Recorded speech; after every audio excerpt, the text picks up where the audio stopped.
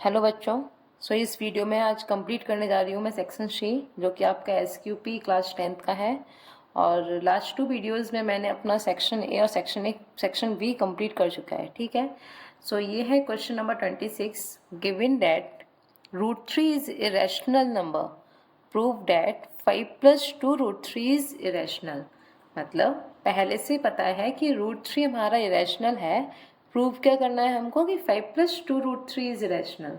क्या करेंगे, जो चीज़ गिवन है पहले उसको लिख लेते हैं। Given √3 is irrational.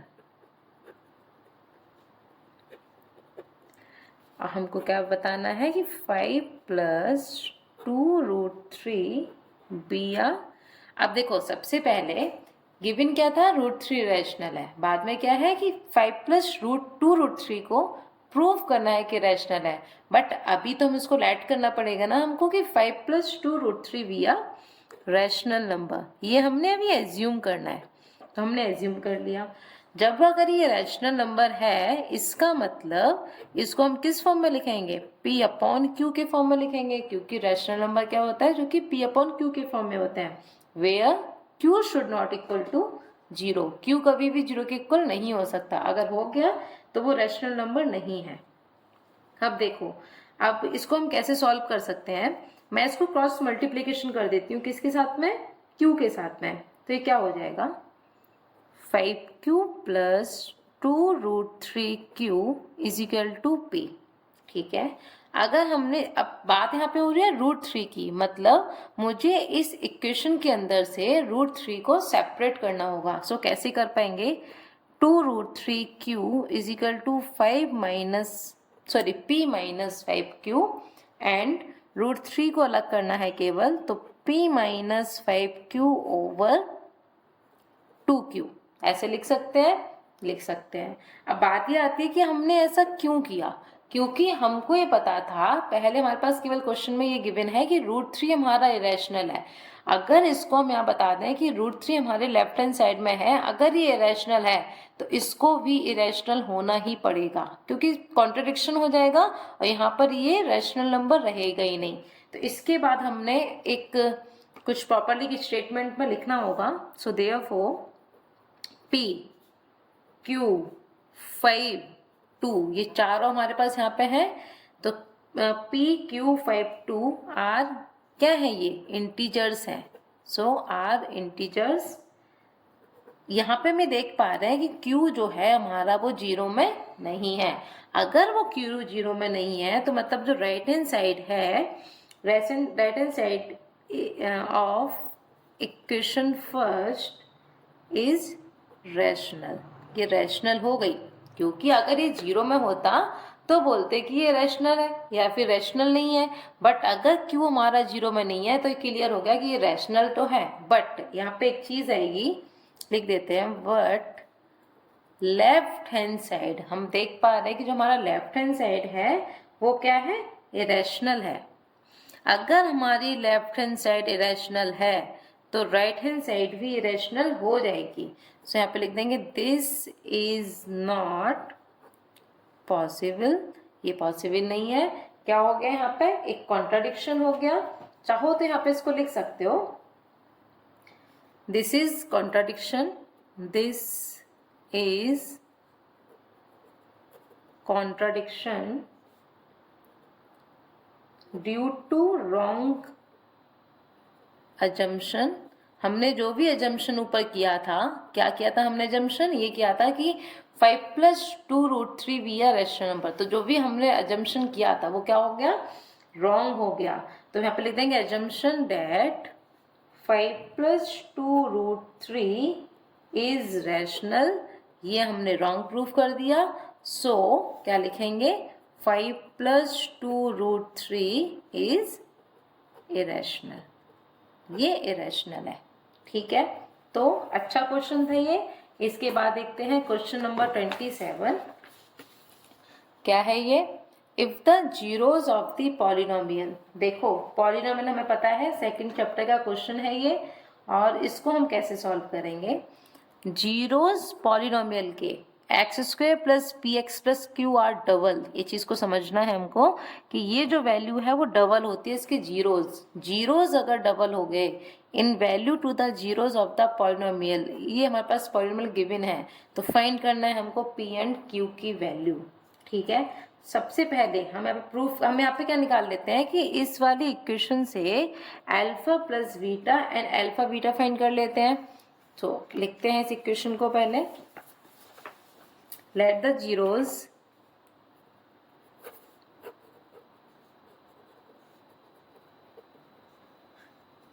of the polynomial, है ना, क्या है 2x square minus 5x minus 3, और हम जानते हैं कि हम जीरोस को यहाँ पे किससे रिप्रेजेंट करते हैं, अल्फा एंड बीटा से। सो यहाँ पे पहले फाइंड कर लेते हैं इस इक्वेशन से सम ऑफ जीरोज, क्या होता है अल्फा प्लस बीटा, जिसको हम क्या बोलते हैं माइनस बी अपॉन ए, या फिर minus coefficient of x over minus upon coefficient of x square, कुछ भी लिख सकते हो। मैं यहाँ पे माइनस बी अपॉन ए लिख देती हूँ, तो माइनस माइनस प्लस होके आपका आएगा 5 और इसका कोफिशिएंट क्या है 2, तो ये आ गया सम ऑफ जीरोज। अब हमको फाइंड क्या करना है, प्रोडक्ट ऑफ जीरोज, मतलब अल्फा बीटा क्या होता है सी अपॉन ए, है ना बेटा, तो यहाँ पे लिख लेते हैं C upon A, C is what -3, तो -3 अपॉन 2, ये हमने फाइंड किया, ऊपर से क्या फाइंड किया यहाँ पे मेंशन कर देते हैं, alpha plus beta is equal to 5 upon 2 and alpha beta is equal to -3 upon 2। ये हमने वैल्यूज को फाइंड कर लिया। अब जो क्वेश्चन में कहा गया है ना उसको फॉलो करेंगे, इसको साइड करते हैं और क्वेश्चन में कही बात को फॉलो करते हैं। उसमें कहा था जीरोज, जो जीरोज है हमारे किसके, x square plus P x plus Q के, इसको डबल कर देते हैं, है ना, तो डबल जब करोगे तो उसको कैसे लिखोगे, यहाँ पे लिख देते हैं जीरोज आर डबल।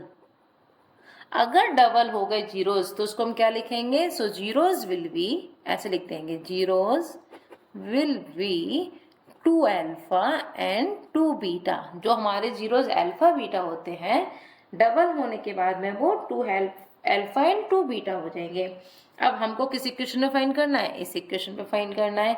सबसे पहले फाइंड कर लेते हैं सम ऑफ जीरोज, मतलब अब जो हम अल्फा प्लस बीटा लिखते हैं इसको हम 2 अल्फा प्लस 2 बीटा लिखेंगे। क्या हो जाएगा बेटा यहाँ से माइनस पी अपॉन 1,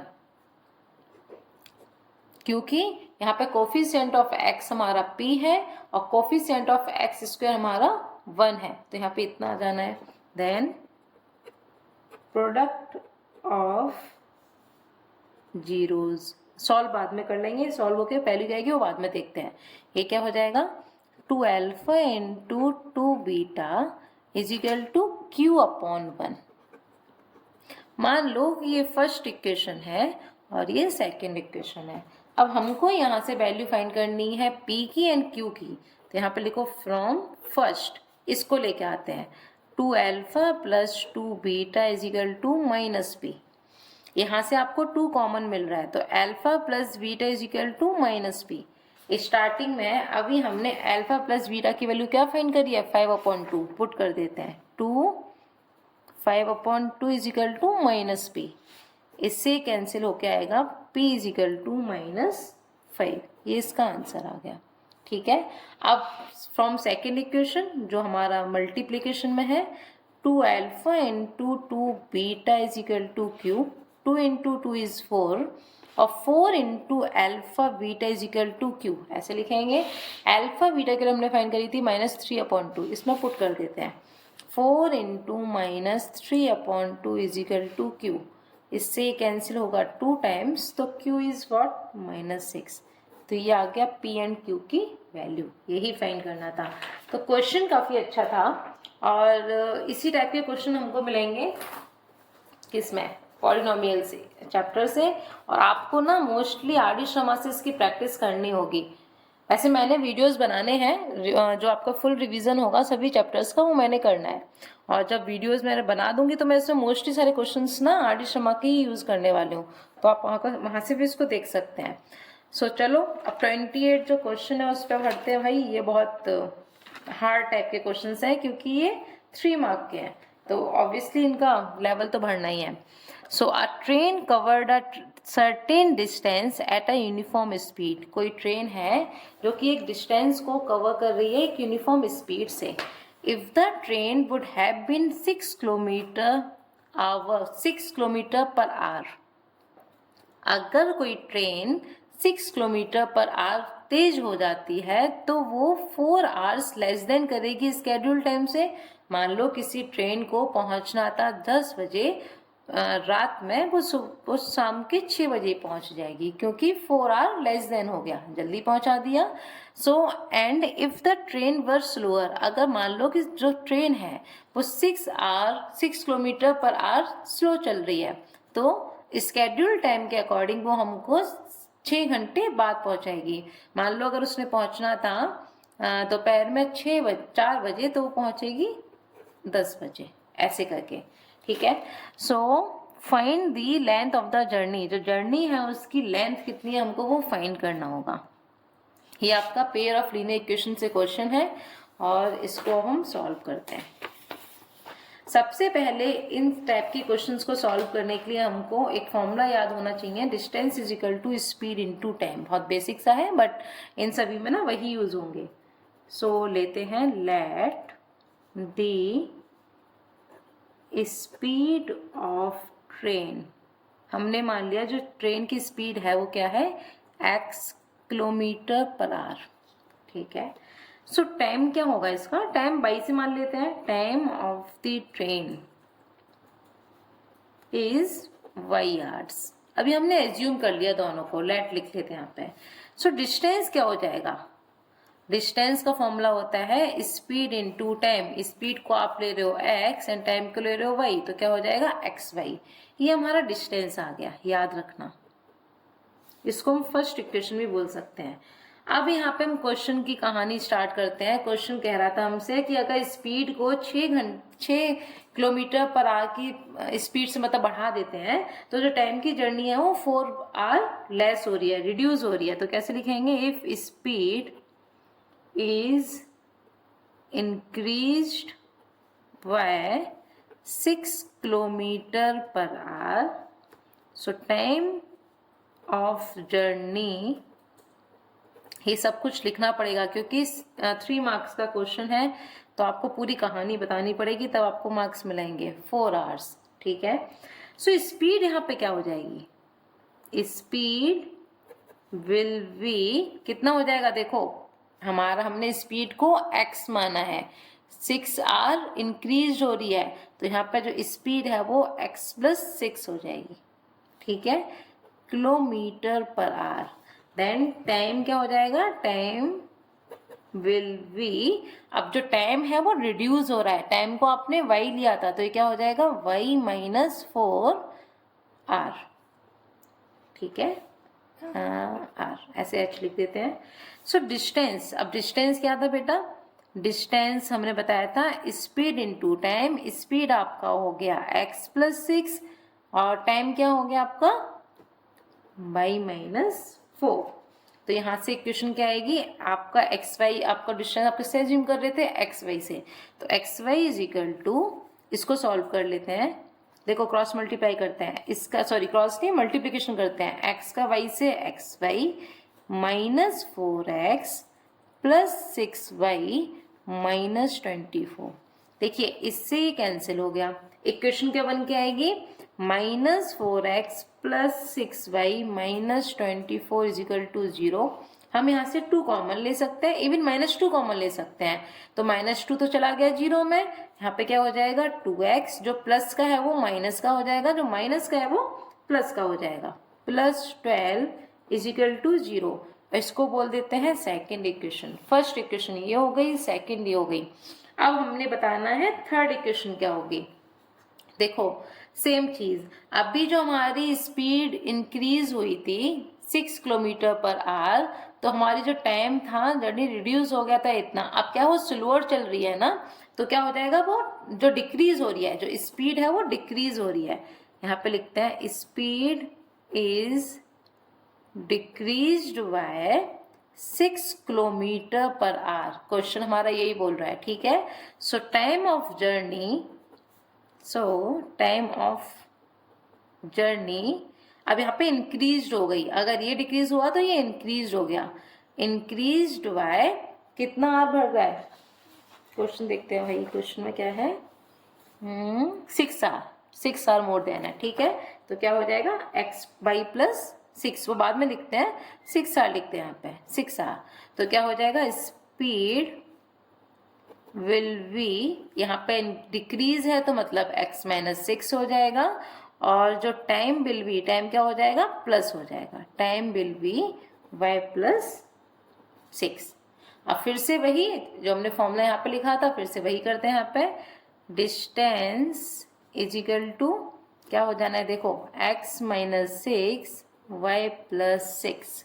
डिस्टेंस किससे रिप्रेजेंट कर रहे हो, एक्स वाई से, ये कितना हो जाएगा, x y plus 6x minus 6y minus 36, ये कैंसिल हो गया, ये क्या हो जाएगा, 6x minus 6y minus 36 is equal to 0। 6 common ले सकते हैं बेटा, तो x minus y minus 6 is equal to 0, it will be third equation. अब आपके पास ये इक्वेशन आ गई, ये इक्वेशन आ गई। अब इन दोनों को एलिमिनेशन मेथड का यूज करते हुए हम x एंड y की वैल्यू को फाइंड कर सकते हैं, और फाइनली जो हमको डिस्टेंस फाइंड करना है वो डिस्टेंस फाइंड कर लेंगे। चलो भाई इक्वेशन लिख लेते हैं यहाँ पे। सो फर्स्ट इक्वेशन क्या थी हमारी, 2x minus 3y plus 12 is equal to 0, जो यहाँ पर लिखी हुई है। एंड एक और क्या है, x minus y minus 6 is equal to 0। अब देखो, अब एलिमिनेशन मेथड तो ऑब्वियसली पता ही है हमको, तो उसका यूज करते हैं। अब जैसे कि यहाँ पे आप देख रहे हैं, यहाँ पे 3 है, यहाँ पे 3 नहीं है, अगर मैं इसमें 3 से मल्टीप्लिकेशन कर दूं तो इजिली एक टर्म हमारा कैंसिल हो जाएगा। तो 2x minus 3y plus 12 is equal to 0 and 3x minus 3y minus 18 is equal to 0। तो देखो ये क्या हो गया, माइनस प्लस का माइनस, माइनस का प्लस, माइनस का प्लस कैंसिल हो गया, ये हो जाएगा माइनस एक्स, और ये क्या हो जाएगा, इन दोनों को ऐड कर देंगे तो 30, प्लस का 30 is equal to 0, minus x is equal to minus 30, तो एक्स इज व्हाट 30, ये इसका आंसर आ गया। एक्स की वैल्यू 30 आ गई तो आप किसी भी इक्वेशन में पुट कर सकते हो, लाइक फ्रॉम सेकंड बोल देते हैं, तो 2x minus 3y plus 12 is equal to 0, 2 into 30 minus 3y plus 12 is equal to 0, 60 minus 3y plus, इन दोनों को ऐड कर लेंगे, 72 minus 3y is equal to 0, divide दे देंगे तो कितना हो जाएगा 24, तो y इज इक्वल टू 24, ये आ गया y की वैल्यू। x एंड y जब आपने फाइंड कर लिया, आपको डिस्टेंस बताना है। डिस्टेंस हमने क्या एज्यूम किया था स्टार्टिंग में, x इंटू वाई, x हमारा 30 है, y 24 है, दोनों को मल्टीप्लाई कर दो, 720 किलोमीटर। तो हमारा जो डिस्टेंस था ना, जो कि हमको लेंथ ऑफ जर्नी फाइंड करनी थी, वो क्या है 720 किलोमीटर। जब भी आप आंसर निकाल दो ना, स्टेटमेंट का जो एंड लाइन होती है, इसमें पूछा गया था ना, find the length of the journey. Exam में अगर फुल मार्क्स चाहिए तो लिख दो, जो फाइंड करने वो लिख दो यहाँ पे, therefore length of the journey. आप जो फाइनली आपने 2 पेज में सॉल्व किया उसको बताओगे तो ना क्या आंसर आया, तो आंसर हमने ये फाइंड करना था, ये आया। सो आपका ये हो गया क्वेश्चन नंबर 28 फिनिश। भाई बहुत बड़ा क्वेश्चन था ये। अब चलते हैं, इसका जो एक और ऑप्शन वाला क्वेश्चन है, आपको तो एग्जाम में एक ही करना है, बट मुझे दोनों सॉल्व करने पड़ेंगे भाई। तो चलो क्वेश्चन, इसका जो और वाला क्वेश्चन है वो देख लेते हैं, और ये भी हमारा उसी चैप्टर से है, वो pair of linear equation chapter 3 आपका। So Anuj had some chocolates and he divided them into 2 lots। मतलब अनुज के पास कुछ चॉकलेट्स हैं, उसने डिवाइड किया उनको 2 lots में, A and B में। He sold at the first lot at the rate of, मतलब जो उसका फर्स्ट लॉट है उसने उसको सोल्ड किया 2 रुपीज ऑफ 3 चॉकलेट, मतलब 2 रुपये में 3 chocolates. And the second lot जो लॉट था उसमें उसने पर चॉकलेट को 1 रुपये का सेल किया। ठीक है, और इसको टोटल कितना पैसा मिल गया 400। पहले यहाँ तक के इक्वेशन बनाते हैं, उसके बाद हम नेक्स्ट इक्वेशन पे जाएंगे। चलो, काफ़ी हार्ड है यार ये वाले क्वेश्चंस, आपके लिए बहुत मेहनत बढ़ने वाली है इस बार बोर्ड में। सो इसमें एज्यूम करते हैं पहले, let the number of chocolates in lot A. Lot A को मैं एज्यूम कर लेती हूँ x, एंड लेट, पूरा लिख दूँ यहाँ पे, ऐसे कर देती हूँ, number of chocolate in lot B y. So total number of chocolates कितना हो गया, total number of chocolates is equal to x plus y. ठीक है, अब उसने एक बात को बोला कि 2 रुपीज में 3 चॉकलेट्स हैं, है ना, जो लॉट में बता रहा है कि 2 रुपीज में 3 चॉकलेट्स हैं, तो प्राइस ऑफ 3 चॉकलेट का जो प्राइस है वो ₹2 है, तो प्राइस 1 का कितना हो जाएगा, 1 चॉकलेट का प्राइस हो जाएगा ₹2/3, मतलब पॉइंट में कुछ आएगा। और हमको निकालना है प्राइस किसका, x चॉकलेट का, तो आप लिख देंगे x चॉकलेट कितना हो जाएगा, ₹2/3 इंटू x। ये तो यूनिटरी मेथड है, बचपन में जो सॉल्व करते हैं उसी टाइप का। अब देखो, और उसने क्या बोला कि जो सेकंड लॉट है जिसको हमने y से रिप्रेजेंट किया है, उसमें उसने हर चॉकलेट को, पर चॉकलेट को ₹1 का सोल्व किया। तो यहाँ पे लिख देंगे प्राइस ऑफ y चॉकलेट, भाई मैंने इसकी स्पेलिंग गलत लिखी है, ठीक है, चॉकलेट हर जगह करेक्ट कर दिया, chocolate at the rate of ₹1। ठीक है, सो कितना हो जाएगा, इज इक्वल टू कितना था भाई। अब यहाँ से इक्वेशन क्या आएगी, गिवन कंडीशन, जो गिवन कंडीशन है वो क्या बनकर आएगा, डेट हमने लिखा ना x plus y is equal to 400, जो उसने पैसा उसको टोटल मिला, तो क्या लिखोगे 2/3x plus y is equal to 400, जो उसको पैसा टोटल मिल गया था, कितना मिल गया था 400, इसको हमने ले लिया, ये फर्स्ट इक्वेशन है। इसकी इक्वेशन सॉल्व कर लेते हैं। सो देखो, इसमें एलसीएम लेंगे, 3 एलसीएम आएगा, 2x प्लस 3y, 3 का मल्टीप्लाई करेंगे, इसके नीचे 1 मान लेंगे, एंड 3 कहाँ चला जाएगा, क्रॉस मल्टीप्लीकेशन में, तो क्या हो जाएगा ये 1200। आप इसको ना, इसको फर्स्ट इक्वेशन ले लेते हैं, इसको छोड़ देते हैं क्योंकि वो इजी हो जाएगा वहां से सॉल्व करना। चलो, हमने आधा क्वेश्चन बना लिया, अब हमारा आधा क्वेश्चन जो है उसको पढ़ लेते हैं। क्या बोल रहा है, if he had sold the first lot at the rate of ₹1 पर चॉकलेट। ठीक है, मतलब यहाँ पे अब जब हमने x की बात करी थी ना, यहाँ पे हमारा आया था 2/3x, यहाँ पे क्या हो जाएगा 1, मतलब ₹1 में बेच रहा है, तो यहाँ पे x हो जाएगा। And the second lot at the rate of ₹4 for 5 chocolate, 5 chocolate का वो ₹4 ले रहा है, उसका जो टोटल कलेक्शन है वो ₹460 का हुआ। तो हमको बताना है कि उसके पास कितनी चॉकलेट्स थी, नंबर ऑफ चॉकलेट्स कितनी थी। सो नेक्स्ट वाली जो हमारी अब इक्वेशन है उसको बना देते हैं। यहाँ पे लिखो सिमिलरली, काम तो वही कर रहे हैं यार, उसी के थ्रू लेना है हमने, प्राइस ऑफ x चॉकलेट, क्योंकि इसने लॉट 1 की बात की है, सॉरी लॉट 1 की बात करी है, तो उसको हमने x बोला था, eight the ₹1 per chocolates is equal to x। मैं हर जगह वही मिस्टेक कर रही हूँ, ओ नहीं लिख रही हूँ, मैंने फिर से इसको ठीक कर दिया। एंड देखो, price of 5 chocolates is equal to ₹4, price of 1 chocolate is equal to what, 4/5। ठीक है, सो यहाँ पे आप क्या लिखाएंगे, इक्वेशन क्या आएगी, x plus 4/5y is equal to total कितना अर्न था उसके पास 460। देखो एलसीएम लो, तो 5x प्लस 4y और 5 का मल्टीप्लीकेशन यहाँ हो गया जाएगा कितना 2300। इसको बोल दिया second equation. Now you got first and second equation, दो इक्वेशन हमारे पास तैयार हैं। अब हमने इसकी वही फिर से एलिमिनेशन मेथड यूज करेंगे और x एंड y की वैल्यू को फाइंड करेंगे। सो देखो फर्स्ट इक्वेशन क्या है, अदर पेज पे लिखते हैं। सो ये दोनों इक्वेशन हो गई। अब देखो इसको क्या करना होगा, एलिमिनेट करना होगा। तो सबसे पहले इसमें मल्टीप्लिकेशन कर देते हैं 5 के साथ, इसमें 2 के साथ। 10 10 हो जाएगा, कैंसिल हो जाएगा। सो देखो 10x plus 15y and 12 into 5 is 60, तो 6000 हो जाएगा। एंड ये हो जाएगा 10x plus 8y is equal to 4600। Minus minus minus सब जगह प्लस प्लस है, ठीक है, कैंसिल हो गया।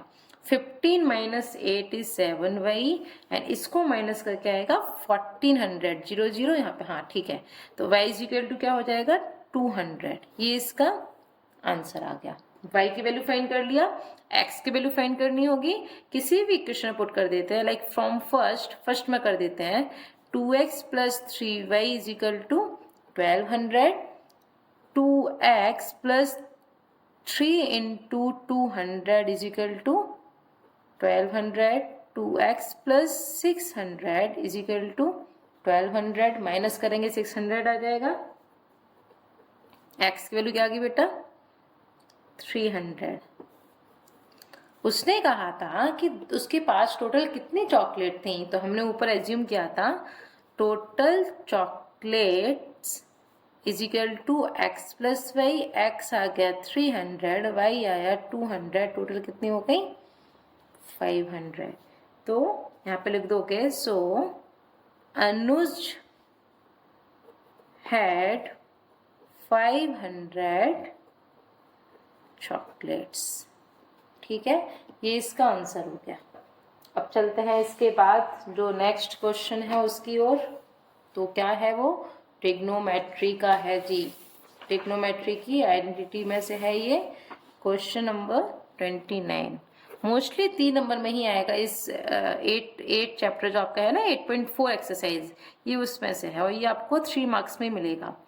tan cube theta over 1 plus tan square theta plus cot cube theta over 1 plus कॉट square theta and sec theta cosec theta minus 2 sin theta cos theta, ये हमको प्रूव करना है। तो इसमें क्या करेंगे, taking LHS and is equal to RHS। इसमें मैं आपको एक मेथड बताती हूँ। पहले लिखते हैं टेकिंग LHS, तो tan cube theta upon 1 plus tan square theta and cot cube theta upon 1 plus. सबसे पहले आपको ना जब भी इस टाइप के क्वेश्चन सॉल्व करने हो और आपको यहाँ पर दिखे tan, कॉट, sec, cosec, सभी को sin और cos के फॉर्म में कन्वर्ट कर लेना चाहिए, उससे क्वेश्चन सॉल्व करना आसान हो जाता है। तो चलो tan क्यूब थीटा को क्या लिखेंगे, sin cube theta upon cos cube theta and 1 plus sin square theta upon cos square theta, दोनों को मैंने कन्वर्ट कर दिया। प्लस cot का क्या होता है cos अपॉन sin, तो cos cube theta sin cube theta upon 1 plus cos square theta upon sin square theta. LCM लेंगे, तो एलसीएम लेंगे, नीचे वाले का एलसीएम लेंगे ऑब्वियसली, तो ऊपर वाला जो है वो सेम रहेगा, सेम लिख देते हैं अपॉन, इसमें आएगा cos स्क्वायर थीटा, इसका एलसीएम ले लिया। तो ये क्या हो जाएगा, ये ऊपर जाएगा cos square theta plus sin square theta and ये क्या हो जाएगा, ये तो सेम रहेगा ऊपर वाला नीचे वाले का, फिर से एलसीएम लेना होगा, ये आ जाएगा sin स्क्वायर थीटा एलसीएम। तो ऊपर मल्टीप्लिकेशन कर देंगे sin स्क्वायर थीटा प्लस, ठीक है, तो ये हो गया। अब इसके बाद क्या करेंगे, इसका मल्टीप्लिकेशन इसके साथ में, इसका मल्टीप्लिकेशन इसके साथ में। जैसे suppose a upon b over c upon d, इस टाइप की इक्वेशन है। तो a का मल्टीप्लाई d, फर्स्ट का मल्टीप्लाई फोर्थ के साथ में किया जाता है, सेकंड का थर्ड के साथ में। इसको फॉलो करते हैं। So sine cube theta into cos square theta upon, देखो sine square theta plus cos square theta is 1, तो डायरेक्टली क्या हो जाएगा ये कॉस क्यूब थीटा, प्लस इसका इसके साथ में मल्टीप्लिकेशन करेंगे तो cos cube theta into sine square theta upon, ये फिर से 1 हो गया, and 1 into sine cube theta is sine cube theta. देखो ये कैंसिल भी हो रहा है, ये जाएगा 2 टाइम्स 1 बच जाएगा, ये जाएगा 2 टाइम्स तो 1 हो जाएगा, तो क्या हो गया, सॉरी साइन आएगा ना, sign cube theta upon cos theta and cos cube theta upon sine theta. अब देखो, अब इसका फिर से हमको एलसीएम लेना पड़ेगा, उसके अलावा कोई और ऑप्शन ही नहीं है। तो एलसीएम लेंगे, एलसीएम क्या आएगा, sine theta cos theta, cos से कॉस कैंसिल होके साइन का मल्टीप्लिकेशन साइन 4 थीटा, साइन से साइन कैंसिल हो जाएगा तो कॉस 4 थीटा हो जाएगा। अब इसमें क्या कर सकते हैं, अब इसमें सिर्फ एक फॉर्मूला यूज करने का हमारे पास ऑप्शन है और कुछ बचा ही नहीं। क्या है, डेट अगर इसको मैं लिख दूं A square plus B square का होल स्क्वायर, सो क्या होता है वो A square plus B square plus 2ab, तो यहाँ पे क्या हो जाएगा ये a4 plus b4 plus 2a square B square. ठीक है, सो हमको निकालनी है इसकी वैल्यू। ऐसे क्वेश्चन जब भी फंसे है ना, तो आप पहले फॉर्मूले के थ्रू इसको सॉल्व करो। तो ये क्या हो जाएगा, a4 b4 is equal to, इसको हम क्या लिखेंगे, a square plus B square का whole square and minus 2a square B square, क्योंकि इसको यहाँ पे लेके आएंगे माइनस का हो जाएगा। मतलब आप कंपेयर कर सकते हैं, ये फॉर्म कुछ इस टाइप की बन गई। मतलब मैं इसको लिख दूं, अगर अब sine square theta plus cos square theta का whole square minus 2 sine square theta cos square theta, तो हमारा क्वेश्चन सॉल्व हो सकता है। चलिए उसको फॉलो करते हैं, और कोई ऑप्शन ही नहीं है इसके अलावा, तो मैंने इसको ऐसे सॉल्व किया। तो क्या हो जाएगा, sine square theta plus cos square theta, then उसका होल स्क्वायर हो जाएगा and minus 2 sine square theta cos square theta upon क्या आएगा, साइन थीटा और कॉस थीटा। ठीक है, देखो अब इसके बाद हमने ऐसा क्यों किया, ये माइंड में क्वेश्चन भी होना चाहिए ना, हमने ऐसा क्यों किया, क्योंकि इस पूरे की वैल्यू 1 हो गई, और 1 का स्क्वायर जब भी करेंगे तो वो भी 1 ही आएगा। तो 1 माइनस 2 साइन स्क्वायर थीटा, इससे हम अपने मंजिल के बहुत करीब आ गए, हमारा जो आंसर है वो बहुत पास आ गया।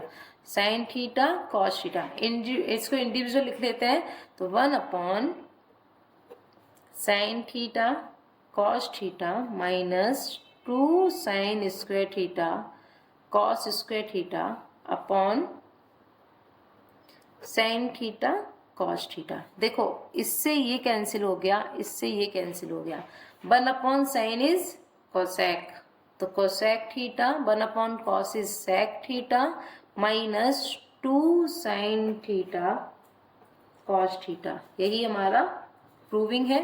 देखिए sec theta cosec theta minus 2 sine theta cos theta, तो फर्क क्या है कि मैंने सेक को यहाँ लिख दिया, कहीं भी लिख सकते हैं, गलत नहीं है। तो ये आ गया राइट हैंड साइड, आप यहाँ पे लिख देंगे अब left hand side is equal to right hand side.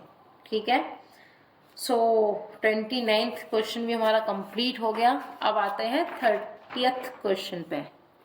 तो जो 30 क्वेश्चन है वो क्या है, prove that a parallelogram circumscribing a circle is a rhombus। तो हमको प्रूव करना है, सबसे पहले क्या है, एक पैरेललोग्राम बनाना है और उसी के अंदर हमको एक सर्कल, सर्कमस्क्राइब मतलब उसके अंदर एक हमको सर्कल बनाना होगा।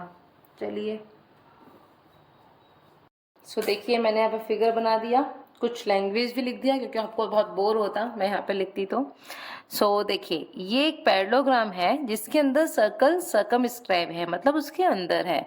मैंने इसको पॉइंट्स दिए A B C D, parallelogram को पॉइंट्स जो यहाँ पे टच करके जा रहे हैं उसको मैंने बोला P Q R S। अब यहाँ पे जो एक सर्कल चैप्टर जो आपका है उसमें एक थ्योरम है, उस थ्योरम का यूज करते हुए हमने इस क्वेश्चन को सॉल्व करना है। मैं आपको वो थ्योरम भी दिखाऊंगी कि वो थ्योरम कौन सी है जिसके थ्रू हमने इस क्वेश्चन को सॉल्व किया है। ठीक है, सो मैंने यहाँ पे जो लिखा है, let A B C D be a parallelogram such that its side touch a circle with centre O. Touch करते हुए जा रहे हो उसको, सेंटर ओ है। So we know that the tangent, अब यहाँ पे यही बताना है कि जब कोई सर्कल है और उस सर्कल से ऐसे करके कोई भी बाहर टच करते हुए लाइन जाती है उसको हम टेंजेंट बोलते हैं। तो ये टेंजेंट है। आप अगर इसको देखो तो ये वही तो है कि ये सर्कल का पॉइंट है और इस टाइप से इसको टच करते हुए एक लाइन जा रही है, तो ये हमारा क्या हो गया, टेंजेंट हो गया। ठीक है, तो इस सर्कल पे ये टेंजेंट है फ्रॉम एन एक्सट्रियर पॉइंट्स, और जब ये टच करके जाती है तो ये जो एक्सट्रियर पॉइंट्स है वो इक्वल होते हैं। यही इस थ्योरम का मतलब है। आप देखिए ये थ्योरम हमारी आर शर्मा में दी हुई है। ये रहा, the length of two tangent drawn, जैसे कि एक सर्कल है और ये टेंजेंट हमने इसमें ड्रॉ किए हुए हैं, from an external point to circle are equal. मतलब जो ये हमारा टेंजेंट गई है ना, ये वाली पी एंड क्यू, तो यहाँ पे जो इसका पॉइंट जहाँ पे इंटरसेक्ट होते हैं, मीट होते हैं, तो मतलब A P is equal to A Q, यही इस थ्योरम को प्रूव किया गया है इसमें। तो इसी के थ्रू, इस रिजल्ट का यूज करते हुए हमने इस क्वेश्चन को सॉल्व करना है। सो चलिए आगे इसमें प्रोसीड करते हैं। अब देखो ये जो ए है इसको हम क्या लिखेंगे, ए पी किसके इक्वल है, ए एस के इक्वल है। यहाँ पे लिखेंगे इसको A P is equal to A S. ठीक है, नेक्स्ट इसको बोल देता है फर्स्ट इक्वेशन। अब देखो B P is equal to B Q, B P is equal to B Q, second equation. Then C R is equal to C Q, C R is equal to C Q, third equation. Fourth is D R is equal to D S, ये हो गया fourth equation. हमने बता दिया कि जो बाहर जो पॉइंट है एक्सट्रियर पॉइंट वो ऐसे इक्वल हो जाएंगे। देन हम इन सबको ऐड कर लेते हैं। तो देखो A P plus B P plus C R plus D R is equal to A S plus B Q plus C Q plus D S. ठीक है, सो अब इसमें क्या करेंगे, अब हमको ऐसा फॉर्म इसमें ढूंढना पड़ेगा जहां पे हमारी जो सॉल्व होकर के एक टाइप का पॉइंट बन जाए। देखिए जैसे मैं ऐड कर दूं इसमें, अगर A P plus B P, इन दोनों को ऐड कर देते हैं, and plus C R plus D R, क्यों किया मैं आपको बताती हूँ अभी। ठीक है, is equal to A S plus D S, इसको इसके पास लेके आते हैं, क्यू को क्यू के पास लेके जाते हैं, B Q plus C Q. देखो बेटा A P plus B P क्या बन गया, ए बी बन गया, and C R plus D R क्या बन गया, सी डी या फिर डी सी, ये बन गया। इसलिए हमने इनको पास लेके आए थे। So A S plus D S क्या बन रहा है, A D, and B Q plus C Q क्या बन रहा है, बी सी। ठीक है, सो इनको एडिशन करके हमको ये मिल गया। अब हम ये जानते हैं कि ए बी सी डी अगर हमारा पैरेललोग्राम है, सो जो ए बी है वो किसके इक्वल है, ए बी इक्वल है डी सी के, और बी सी किसके इक्वल है, बी सी इक्वल है डी ए के। ठीक है, यहीं पे इसको पुट कर देंगे। तो A B and C D, तो मतलब सी डी को हम क्या लिख सकते हैं, ए बी लिख सकते हैं। So A B plus A B हो जाएगा, एंड सिमिलरली इसको हम क्या लिख सकते हैं, ए डी को हम क्या लिख सकते हैं, देखो ए डी को लिख सकते हैं बी सी, तो ये हो जाएगा B C plus B C. तो दिस क्या हो जाएगा, two A B and two B C. ठीक है, और फाइनली क्या मिल जाएगा, A B is equal to B C. अगर ए बी बी सी के इक्वल है, ये हमने यहाँ पे प्रूफ कर दिया, तो मतलब सी डी किसके इक्वल हो जाएगा, ए डी के। और ये जब सारी की सारी साइड्स इक्वल हो जाएंगी तो क्या हो जाएगा, hence A B C D is a rhombus. यही हमको इसमें प्रूव करना था। तो काफी अच्छा क्वेश्चन था ये वाला, बट अगर आपको थ्योरम नहीं पता होगा तो आप इसको सॉल्व नहीं कर पाएंगे। सो इसके बाद जो इसमें और करके एक और क्वेश्चन दिया हुआ है वो भी सर्कल का ही है, और ये भी टेंजेंट पे ही मतलब डिपेंडेंट है, तो इसको सॉल्व करते हैं। पहले मैं इसका फिगर ड्रॉ कर लेती हूँ, देन इसको हम स्टार्ट करते हैं। देखो इन दी figure xy and x dash y dash are two parallel tangents। ये टू टेंजेंट्स जो कि सर्कल से ड्रॉ के जा रहे हैं बाहर एक्सट्रियर पॉइंट पे, and with centre O and another tangent A B एक टेंजेंट है जो कि कांटेक्ट कर रही है सी के साथ में। सो हमको बताना है कि ए ओ बी का मेजर क्या होगा, ए ओ बी, हमको ये वाला एंगल बेसिकली फाइंड करना है। सो चलिए स्टार्ट करते हैं इसको। सबसे पहले इसमें दो ट्राइंगल बन रहे हैं, एक तो O P A and O Q B, या फिर बोल सकते हैं ओ सी बी, ये ले लेते हैं अंदर वाला, ठीक है। तो क्या हो जाएगा, in triangle O P A and O C A, हमने दोनों साइड से लिया, एक तो ओ पी ए ले लिया एंड ओ सी ए ले लिया। इसको भी एक काम करते हैं, इसे मिक्स कर देते हैं, मैं भूल गई, ठीक है। तो ऊपर हमारे दो ट्राइंगल हो गए, इसमें ओ पी किसके इक्वल है, ओ सी के इक्वल है, ठीक है। तो ये रेडियस होगी हमारी सर्कल की, radius of circle. And AP किसके इक्वल है बेटा, एपी एसी के इक्वल है, दोनों टेंजेंट है ना, ये टच होकर जा रही है। जो भी हमने वो पढ़ा था ना कि एपी इक्वल होती है बाहर से, तो वही सेम चीज है कि एपी एसी के इक्वल है। यहाँ पे लिख भी देते हैं लेंथ, जो हमारी थ्योरम है ना, थ्योरम का पार्ट लिख देते हैं, लेंथ ऑफ टू टेंजेंट, क्योंकि यहाँ पे लिखोगे तो टीचर को क्लियर है कि आपने हाँ भाई इस थ्योरम के यूज करते हुए इसको सॉल्व किया। फ्रॉम एन एक्सटर्नल पॉइंट्स, ये लिखना बहुत जरूरी है क्योंकि बाहर के पॉइंट से मिलकर के जा रही है। इसमें कॉमन क्या है, दोनों में कॉमन है ए ओ, ठीक है, ए ओ इसका कॉमन पार्ट है। तो ए ओ इज इक्वल टू ए ओ, हम क्या करना चाह रहे हैं, हम यहाँ पे ट्राइंगल को कॉन्ग्रुएंट प्रूफ कर रहे हैं। तो ये क्या हो जाएगा, जब हमारे पास तीनों साइड हमको मिल गया, हम यहाँ पे इसको लिख देंगे O P A is congruent of किसके, ओ सी ए के, किसके थ्रू किया हमने, बाय ट्रिपल एस, तीनों साइड मिल गए तो by triple S congruency criterion, ठीक है। ये लिखना बहुत जरूरी होता है, ये तो आपने जाना ही होगा ट्राइंगल चैप्टर से कि इसको लिखना बहुत जरूरी है। लिख दिया जी। अब देखो इसमें आप क्या कर सकते हैं, सबसे पहले मैंने यहाँ पे ना कुछ एग्जाम्पल, ये एंगल्स को एज्यूम किया, एक्स वाई जेड डब्ल्यू, ये जो बाहर के वो गए ना हमारे एंगल्स, तो उसको हमने एज्यूम किया। अब यहाँ पे हम क्या लिखेंगे, एंगल एक्स किसके इक्वल है, एंगल वाई के इक्वल है, किसके थ्रू, Y C P C T, लिख देते हैं Y C P C T. Similarly angle z किसके इक्वल है, एंगल डब्ल्यू के इक्वल है, देख सकते हो सी पी सी टी से हो गया ये।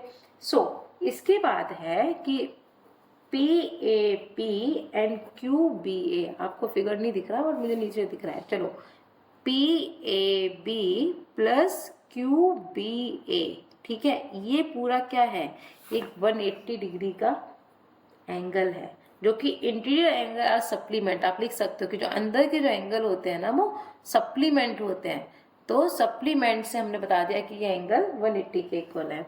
अब आप इसको क्या लिखेंगे, जो पी ए बी हमारा है, इसको देखो ये क्या हो जाएगा, angle x plus angle y, जिसको मैं डायरेक्टली लिख सकती हूँ 2 एंगल वाई, क्योंकि हमने ऊपर बताया था कि जो एंगल वाई है किसके इक्वल है, एंगल एक्स इक्वल है। तो हम यहाँ पे इसको लिख सकते हैं 2 एंगल वाई प्लस सेम चीज यहाँ से हम लिख सकते हैं 2 एंगल डब्ल्यू, क्योंकि जेड किसके इक्वल है, वाई के, डब्ल्यू के इक्वल है।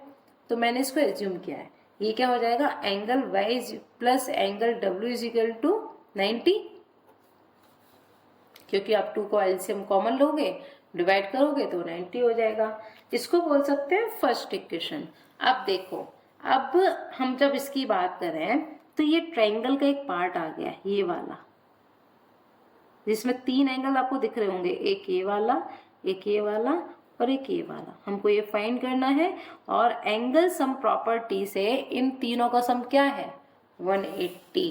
तो लिख देते हैं angle Y plus angle W plus angle A O B, हमको टारगेट तो इसी पर करना था ना, क्योंकि इसको फाइंड करना था, इज इक्वल टू 180। इसकी वैल्यू क्या हो गई, 90। तो 90 प्लस angle A O B is equal to 180। So angle A O B is equal to 90 degree, यही इसमें प्रूफ करना था, ठीक है। सो अब आपका सेक्शन सी का ये लास्ट क्वेश्चन है जो मैं बताने जा रही हूँ, 31। इसको सॉल्व कर लेते हैं जी। 2 coins are tossed simultaneously. 2 coins हैं जिनको हमने साइमल्टेनियसली टॉस किया। अब बोल रहा है what is the probability of getting क्या, at least 1 head, at most 1 tail and at a head and a tell.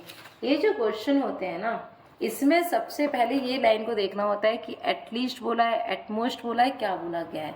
देखो जब आप 2 कॉइन्स को साथ में साइमल्टेनियसली आप टॉस करोगे तो क्या होगा, एक बार हेड आएगा, एक बार टेल आएगा। ये तो होता है 2 कॉइन में, एक में हेड होगा, एक में टेल होगा।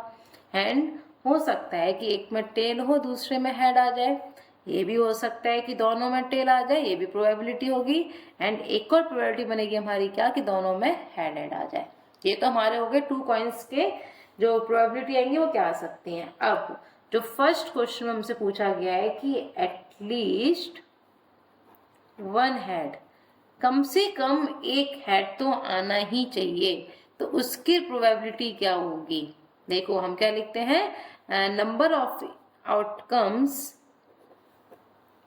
लिख सकते हैं events upon total number of outcomes. So number of outcomes क्या हो सकता है। अब हेड के आने की क्या प्रोबेबिलिटी है, इसमें आएगा, इसमें भी आएगा और इसमें आएगा, तीनों में हेड आ सकता है। तो एटलीस्ट 1 हेड आने की प्रोबेबिलिटी क्या हो जाएगी, 3/4। तो ये टोटल कितने हैं, 4 हो जाएंगे, है ना। तो ये 4 हो गया। एंड सेकंड क्या है, एट मोस्ट 1 टेल, मतलब कम से कम एक बार टेल तो आना ही चाहिए। फॉर्मूला मैंने एक बार लिख दिया, बार बार रिपीट नहीं करती हूँ, ठीक है। तो 1 टेल क्या हो गया, एक तो इसमें आ गया, इसमें भी आ गया और इसमें भी आ गया, तो मतलब 3/4 हो जाएगा ये भी। नेक्स्ट उसने बोला है थर्ड में, आ हेड, मतलब एक हेड आए एंड एक टेल आए। तो ऐसा कब होगा कि एक हेड आएगा ही आएगा और एक टेल आएगा ही आएगा, तो वो इस वाली कंडीशन में होगा कि मतलब एक हेड तो डेफिनेटली मिलना ही मिलना है और एक टेल भी मिलना है। तो क्या लिख देंगे, 2/4, जिसको कट करके आपका क्या आ जाएगा, 1/2। बस ये बहुत इजी था भाई, मतलब 3 मार्क में यही एक क्वेश्चन बहुत इजी है, बाकी सब इतने हार्ड है। सो फाइनली सेक्शन सी हमारा कंप्लीट हो गया। अब रहता है सेक्शन डी, जिसको मैं अपने नेक्स्ट वीडियो में कवर करूंगी। ओके।